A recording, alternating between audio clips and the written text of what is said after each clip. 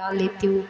अगर इससे कोई खुश होता है तो कोई बात नहीं है, हम कुछ दिनों के लिए जो हमारा संघर्ष है उसको रोक लें, लेकिन ये नहीं, ये आपका है ना कि आप कुछ दिनों तक रोक के फिर आप अपने आगे के लिए लड़ाई लड़ेंगे। लेकिन जो आपको देखकर जो लोग जाकर मोहल्ले में या गांव में सब लोग जो एक उदाहरण देते हैं कि उनकी भी तो बहू है, उनकी भी तो बेटी है, वो भी तो पढ़ी लिखी हुई है, तो उनके पढ़ने लिखने का क्या मतलब है कि जब आप उनकी जो बनाई गई है जो ये हम लोगों के लिए जो रोड़ियाँ आ रही हैं बीच में, उसको आप लेके चल रही हैं। तो इससे मुझे नहीं लगता कि जो चीज़ ये परंपरा बनाई गई है वो आप लेके चल रही हैं, तो फिर मेरे हिसाब से वो पढ़ा लिखा भी बेकार है आपका। अगर उसको आप बदल नहीं सकती हैं तो इसका मतलब है कि आप पढ़ी लिखी भी बेकार है, क्योंकि जो परंपराएं चली आ रही हैं वो तो बिना पढ़े लिखे भी लड़कियां वो परंपरा को निभा लेती हैं। आपके पढ़ने लिखने का क्या मतलब है जब उसको आप लड़ नहीं सकती हैं अपने लिए या दूसरों के लिए, या उनके लिए आप एक उदाहरण नहीं बन सकती है कि हमने पढ़ा लिखा है और ये किया है तो आप भी कीजिए।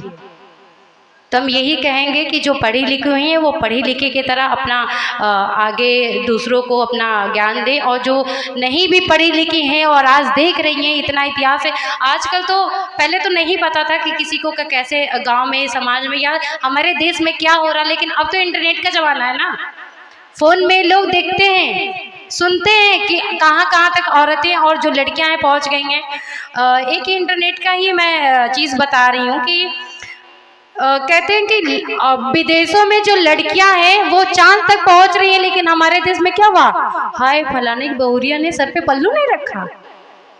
क्या कहते हैं लोग कि कहते हैं कि जो गांव के विदेश की औरतें हैं वो चांद तक पहुंच गई, लेकिन हमारे मोहल्ले में क्या होता है, जाते हैं तो यही देखना सबसे पहले कि उनकी बहू कैसी है, उनकी बेटी कैसी है, कैसे कपड़ा पहना है, सर पे पल्लू रखा है कि नहीं रखा है। इससे अगर महानता है, और मैं जितने भी हमारे पुरुष हैं और महिला, अगर इन सब चीज़ों से महानता है तो मैं तो कहूँगी कि मत पढ़ाइएगा अपनी बेटियों को। अगर यही चीज़ करना है आगे चल के तो मत पढ़ाइएगा, और जो लड़कियां पढ़ रही हैं वो जो परंपरा चली आ रही है उसके खिलाफ आवाज़ जरूर उठाइएगा। ठीक है, चलिए इसी के साथ में हम अपने अगले अतिथि जी को करते हुए, हमारे कर्ता धर्ता, हमारे रचयिता, हमें जीवन दान देने वाले डॉक्टर बाबा साहब भीमराव अंबेडकर के चरणों में नमन करते हुए मैं इस कार्यक्रम को आगे बढ़ाना चाहूँगी। मुझे इनवाइट करने के लिए बहुत बहुत धन्यवाद। मेरे सामने बैठी हुई सभी लड़कियां, सबसे पहले मैं उनको इसलिए बोल रही हूं क्योंकि महिलाएं हो सकता है कि मुझे बाद में जाने, आपको मुझे जानना है और आपको मुझे जानना चाहिए। ये बहुत बड़ी बात होगी कि आप मुझसे संपर्क में आज आ गई, क्योंकि मुझे ऐसा लगता है कि आप जो यहाँ आके कार्यक्रम बच्चे प्रोग्राम कर रहे हैं, जो बच्चे यहाँ पे अपना मनोबल बढ़ा रहे हैं, आज मुझे अपने स्कूल के दिन याद आए। आप सबको एक स्कूल के ड्रेस देख के आप सब, इतना हौसला है आपके अंदर कि आप आ रहे हैं और बिना आपके पैर कांपे आप यहाँ इस मंच पे परफॉर्म कर रहे हैं। जब मुझे पहला मंच मिला था तो मुझसे सबने पूछा कि क्या आपके पैर नहीं कांपते हैं वहाँ जाके बोलने में, तो मैंने बस यही कहा था कि जब ऑडियंस सुनती है ना तो मनोबल अपने आप बढ़ता है। और जब यहाँ 3 छात्रा डांस कर रही थी तो मैंने ये देखा कि रोड से कुछ हमारे पुरुष प्रधान जो है, हमारे पुरुष जन जो हैं, वो रोड से उस चीज़ का अनुभव जो होता है वो ले रहे थे। तो मुझे बहुत अच्छा लगा कि रोड तक आपकी आवाज़ पहुंच रही है और लोग यहाँ का कृत्य देखने के लिए रोड पे बैठ के आपका कार्यक्रम देख रहे हैं। तो इस चीज़ के लिए जो भी आयोजक हैं उनको बहुत बहुत धन्यवाद कि उन्होंने इतना अच्छा प्रोग्राम एक तरीके से संचालित किया और हम सबको एक मंच पे एकत्रित किया। मंच पर बैठी हुई सभी मंचासीनों को मेरा बहुत बहुत प्रणाम। और आप सब जीती जागती स्वरूप हैं, एक तरीके से सब अपने अपने फील्ड में माहिर हैं। मुझे ऐसा लगता है 1 बाय 1 सबका नाम लूँगी तो ये स्पीच मेरी थोड़ा ज़्यादा लंबी हो जाएगी और आप सब बोर हो जाएंगे। मैं चाहती हूँ कि आप सब लोग बोर ना हो और मैं बहुत बड़ी बात नहीं कहूँगी। अभी मुझसे पहले बहुत सारे महिलाओं ने, बहुत सारी विशिष्ट अतिथि हैं, बहुत सारे मुख्य अतिथि थी, सब लोगों ने ये बताया कि आपका जो एक रोल है वो क्या दर्शाता है, इस युग में आपका क्या रोल रहा। मुझे ऐसा लगता है कि जहाँ तक मैं सोच पा रही हूँ, महिलाओं का रोल इस स्टेज पे बैठ जाना रोल नहीं हुआ। महिलाओं का रोल उस दिन से ही शुरू हो जाता है जब से वो जन्म लेती हैं, क्योंकि तब से ही उनके ऊपर एक भार होता है कि मुझे अपने पिता का साथ देना है, मुझे अपने भाई का साथ देना है और शादी के बाद अपने पति का साथ देना है। तो अगर आप एक तरीके से सोचे तो मुझे ये लगता है यहाँ जितनी महिलाएं बैठी होंगी उन सबको ये मैं गारंटीड कह सकती हूँ कि वो सब अपने घर से खाना बना के आई होंगी। ऐसा नहीं है, ऐसा पॉसिबल ही नहीं है कि इस कार्यक्रम में आना हो और उन्हें बना बनाया खाना मिल जाए। तो मुझसे बहुत लोगों ने मेरे पिता से पूछा था, बहुत लोगों ने पूछा, जब मेरे पिता को 3 बेटियां हैं, मेरा एक छोटा भाई है, तो मेरे पिता से सबने पूछा 3 बेटियां हैं, समाज में बड़ा बेकार लगता है बेटा नहीं होता है।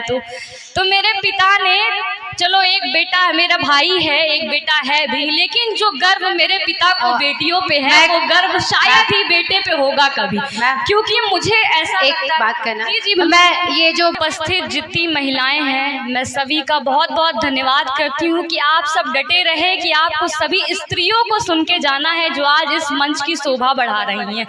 क्योंकि अगर आपका हमारे पीछे खड़ा होना इतना बड़ा हमारे लिए एक सहयोग मान सकते हैं हम लोग, कि आप अगर यहाँ आई हैं तो हम सबको बहुत ज़्यादा हौसला अफजाई है कि आप सब यहाँ मौजूद हैं। जो बच्चियाँ यहाँ पे स्कूल ड्रेस में हैं, बहुत सारी बच्चियों ने यहाँ परफॉर्मेंस किया जिनके पास कॉस्ट्यूम नहीं थी। मैं इन सबको यही बोलना चाहूँगी, जो ड्रेस अभी आपके पास है, जो ड्रेस अभी आपने पहन रखा है, इससे खूबसूरत ड्रेस आपके पास लाइफ टाइम कभी नहीं होगी। और मैं ये वादा कर सकती हूँ कि जब भी आप इस स्कूल की ड्रेस को ग्रेजुएशन के बाद भी देखोगे तो एक बार ट्राई ज़रूर करोगे कि ये ड्रेस पहन ली जाए, क्योंकि जब आप ग्रेजुएटेड होते हो और उसके बाद जब स्कूल के दिन याद आते हैं तो आप ये ज़रूर सोचते हैं कि मैं एक बार स्कूल में जाऊँ। जब किसी बच्चे को एज अ चीफ गेस्ट बुलाया जाता है उसके ही स्कूल में, तो वो हौसला कुछ और होता है। 4 लाइनें पढ़ना चाहूंगी। कोमल है कमजोर नहीं तू, कोमल है कमजोर नहीं तू, शक्ति का तू नाम है नारी। कोमल है कमजोर नहीं तू, शक्ति का नाम ही नारी। जग को जीवन देने वाली मौत भी तुझसे हारी है, जग को जीवन देने वाली मौत भी तुझसे हारी है। बस इतना ही कहना चाहूंगी कि हर महिला के पीछे कोई ना कोई पुरुष होता है, और हो सकता है हर महिला के पीछे कोई ना कोई महिला ही हो बढ़ाने में। बस इतना ही है कि अगर एक पुरुष घर से निकलता है तो मुझे ये लगता है कि उसको अपनी पत्नी को, अपनी बेटी को, अपनी बहन को हर दिन धन्यवाद करना चाहिए। आज हम अंतर्राष्ट्रीय महिला दिवस मना रहे हैं, आज हम मना रहे हैं, इस स्टेज ने सौभाग्य दिया कि हम आज ये दिवस मना रहे हैं, परंतु बहुत सारी जगहें ऐसी हैं जहां ये दिवस के बारे में लोगों को पता भी नहीं है और लोग मना भी नहीं रहे हैं।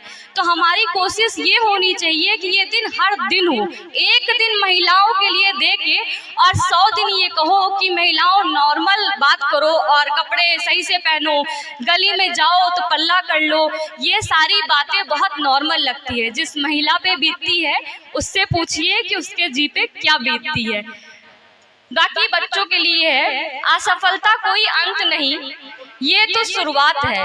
असफलता कोई अंत नहीं, ये तो शुरुआत है। संघर्षों के संग चलना ही असली बात है। जो गिर कर उठे वही बाजीगर कहलाता है, जो डरे नहीं वही इतिहास रचाता है। आप सभी को यहाँ की मंदिरों के बारे में बताया गया। मैं चाहती हूँ आप सभी जाएं मंदिर। मैं इस चीज़ के बिल्कुल विरोध नहीं हूँ कि आप मंदिर ना जाएं, परंतु मेरी सारी लड़कियों से गुजारिश है, जब आपको कभी कुछ बनने की बारी आए कि शस्त्र उठाने हैं तो कालीन ना बने। जब शस्त्र उठाने हैं तो काली ना बने। मैं चाहती हूँ आप किसी भी रूप में काली, दुर्गा, सरस्वती कुछ बनने की ठाने ना ठाने, लेकिन आप सावित्रीबाई फूले, झांसी की रानी जरूर बने। अगर आपको कोई आंख उठा के बहुत अच्छे, वेरी गुड, रानी जरूर बने।